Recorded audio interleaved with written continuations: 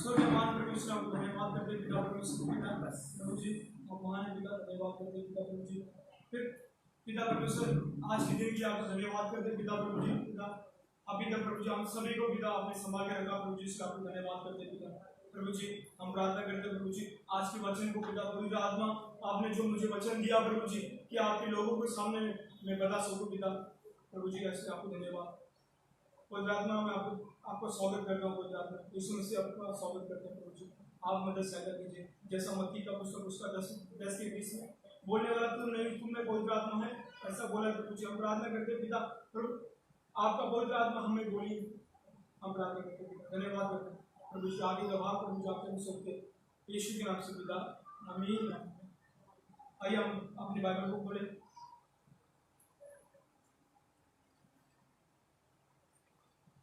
यशायाह की पुस्तक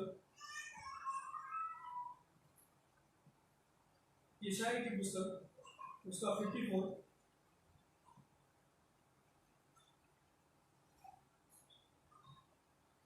का 10 में सब कोई एक जन पढ़िएगा। चाहे पहाड़ हट जाए जी और पहाड़ियां टल जाए तो भी मेरी करुणा तुझ पर से कभी न हटेगी जी और मेरी शांतिदायक वाचा न टलेगी।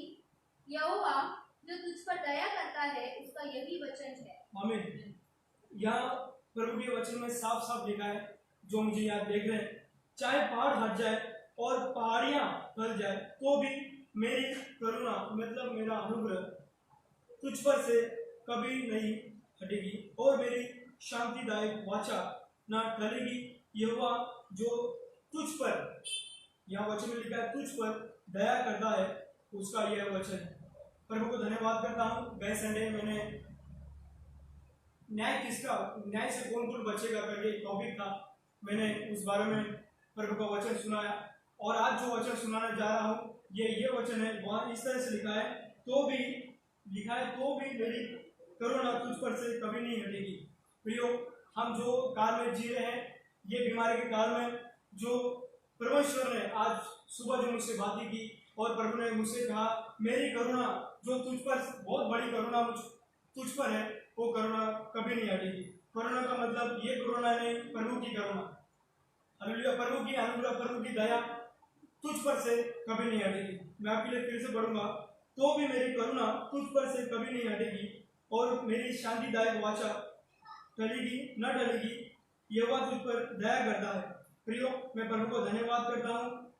कुछ लोग को करुणा और दया और तरस बहुत सारे इंसान जो हम काल में जी रहे हैं, बहुत सारे लोगों को ये चीज बिल्कुल पता नहीं है। प्रभु का अनुग्रह है, प्रभु का अनुग्रह है, प्रभु का तरस है, प्रभु का सब कुछ है, तभी भी इंसान पाप करता है प्रियो, तभी भी इंसान पाप कर रहा है प्रियो, तभी भी इंसान प्रभु के अनुग्रह को समझ नहीं रहा प्रियो। अनुग्रह मतलब ये नहीं कि प्रभु का प्रेम तुम पर ज्यादा बढ़ गया। अनुग्रह का मतलब ये है कि प्रभु ने तुमको टाइम से अनुग्रह रखा प्रियो। जो मुझे इस लाइन में देख रहे हैं प्रियो, मैं आपसे कहना चाहता हूँ कि प्रभु का अनुग्रह आज के काल में चल रहा है। जो आज के काल में हम जी रहे हैं, प्रभु का अनुग्रह आज के काल में चल रहा है प्रियो। जो अनुग्रह का काल प्रभु ने हमारे लिए दिया हुआ ये काल अभी है। हम जितना पाप करेंगे, कुछ भी पाप करें, तभी भी परमेश्वर हमारे पाप को क्षमा कर देता है। प्रभु हमारे पाप को क्षमा करता है, बोलता है मेरा बेटा तूने पाप किया है, मैं तुझे क्षमा करता हूँ। मेरा बेटा तूने मुझे बुरा बोला, तू मेरे पास नहीं आया, मैं तुझे क्षमा करता हूँ। मेरे प्रिय भाई बहनों, मैं आपसे यही कहना चाहता हूँ कि अनंत काल तक ये अनुग्रह का समय आपके पास नहीं रहने वाला है। आप जो सोच रहे हैं कि अनुग्रह बहुत बढ़ गया है प्रभु का, प्रभु मुझे माफ कर देगा, मैं जाके मसीह में रहने के बाद भी प्रभु कुछ गलत काम कर दूं तो प्रभु मुझे माफ कर देगा।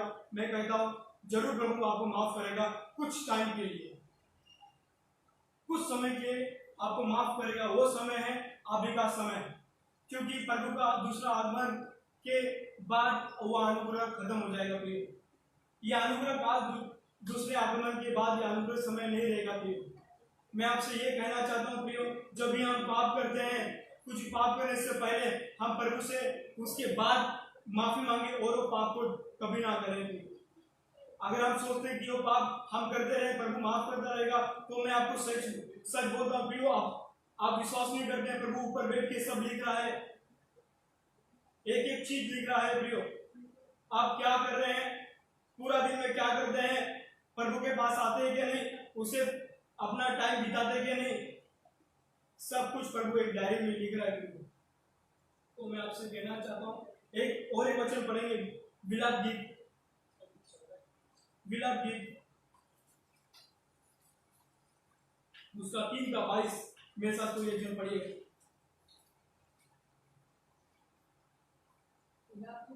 हाँ, विलाप गीत उसका 3:22 मेरे साथ कोई पढ़िए।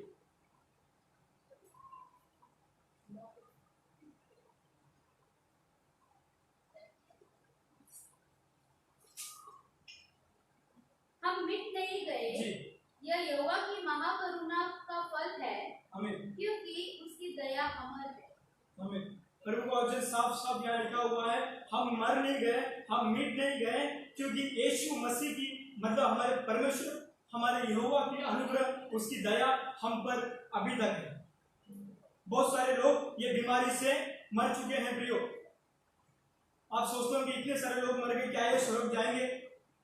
मैं आपसे कहना चाहता हूँ प्रियो, कि जो प्रभु को अपनी सच्चाई से, जो मैंने गए संडे जो कहा था नूह के बारे में, नूह धर्मी था, परमेश्वर के साथ चलता था, उसी प्रकार अगर उन लोगों का जीवन होता तो आज वो स्वर्ग में जाते थे नहीं। अगर हमारा जीवन धर्मी के साथ, परमेश्वर के साथ साथ चलता है, तो मैं कहता हूँ प्रियो, हम स्वर्ग में जाने के लायक हैं प्रियो।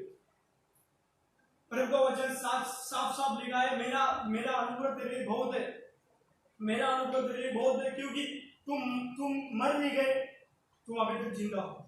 सुबह सुबह उठ के हम सोचते हैं कि हमारी सांस खुल के हमारी आंखें खोलते हैं, तो बहुत सारे लोग पहले अपना मोबाइल पकड़ लेते हैं, पहले अपने चाय पीने के लिए देखते हैं, पहले इसको देखते हैं, पर प्रभु को धन्यवाद नहीं करते हैं।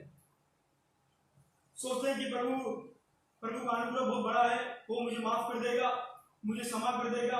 मैं कहता हूँ प्रियो, ये अनुग्रह का टाइम है, प्रभु आपको क्षमा करेगा। और दूसरे आगमन में जब यीशु आएगा, तब ऐसा परिस्थिति में आपको देखेगा, तो मैं कहता हूँ प्रियो, प्रभु आपको छोड़ के चला जाएगा प्रियो। तब आप ऊपर देखते रहना और उसको टाटा बोल देना प्रियो। और एक वचन उसके नीचे मेरे साथ पढ़िए, विलाप गीत 3:23 मेरे साथ पढ़िए। प्रति भोर वह नई होती रहती है, तेरी सच्चाई महान है। फिर से वह पढ़िए।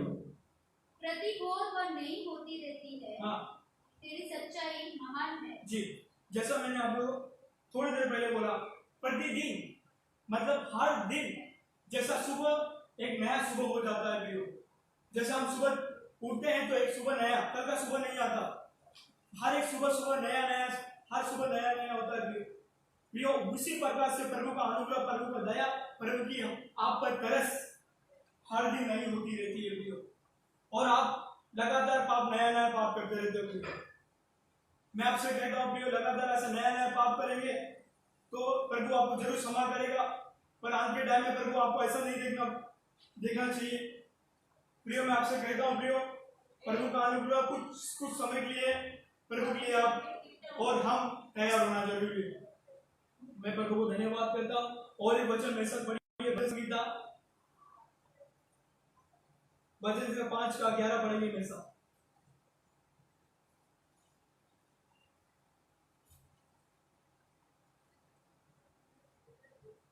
परंतु जितने तुझ पर भरोसा रखते हैं वे सब आनंद करें, वे सर्वदा ऊंचे स्वर से गाते रहे, क्योंकि तू उनकी रक्षा करता है, और जो तेरे नाम के प्रेमी है तुझ में प्रफुल्लित हो। और 51:11 भी पढ़ेंगे।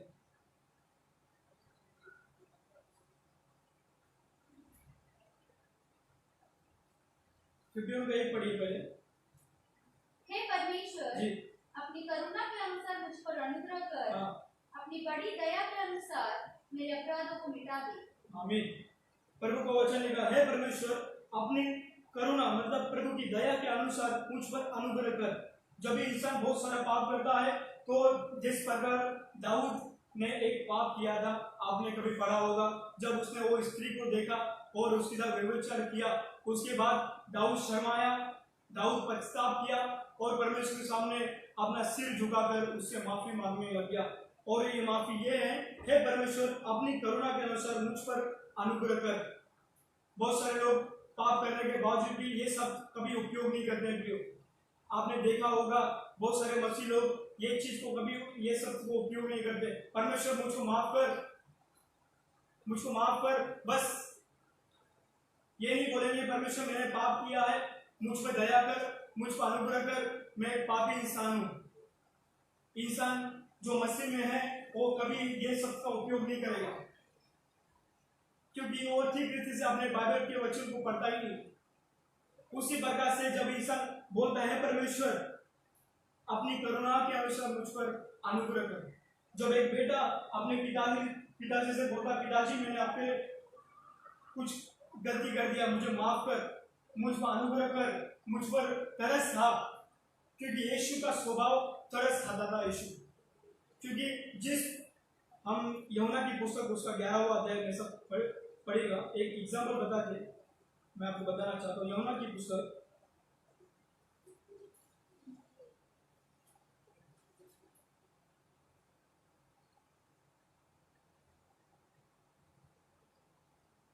उसका पहले से पढ़िए।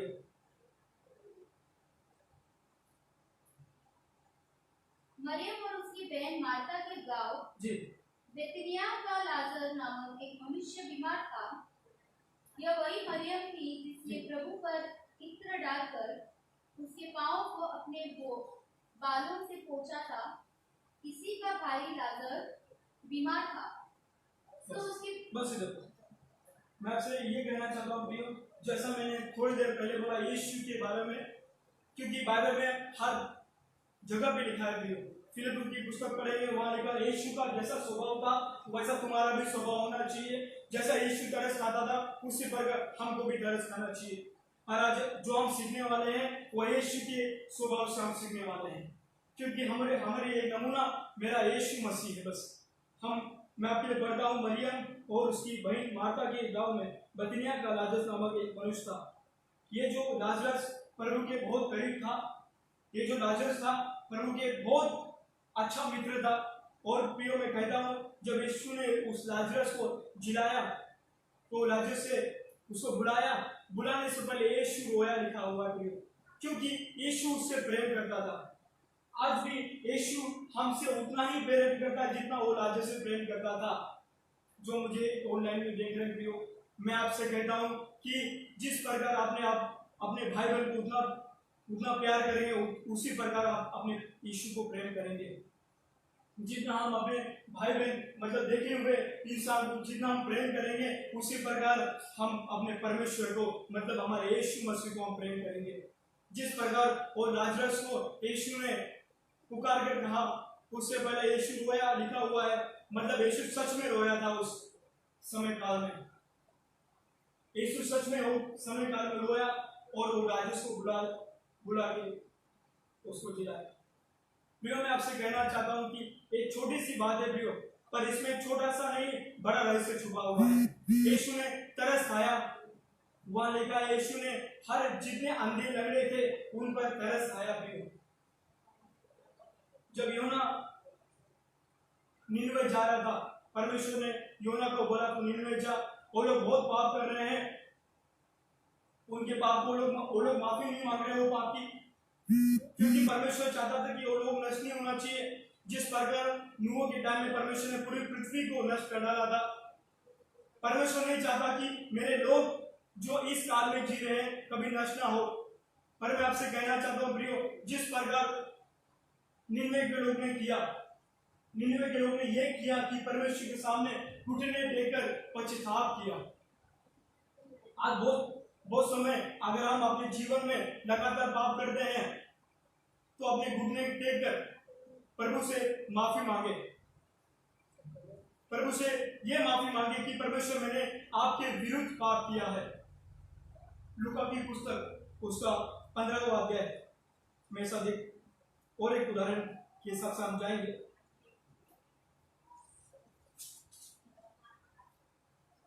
15वां अध्याय उसका 11वां पद में सब ठीक पड़ेगा। एक लास्ट उदाहरण बता के मैं आपको समझाना चाहता हूँ। फिर उसने कहा, किसी मनुष्य के 2 पुत्र थे जी। उनमें से छोटे ने पिता से कहा, हे पिता, संपत्ति में से जो भाग मेरा है वह मुझे दे दीजिए। उसने उनको अपनी संपत्ति बांट दी। बहुत दिन न बीते थे कि छोटा पुत्र सब कुछ इकट्ठा करके दूर देश को चला गया।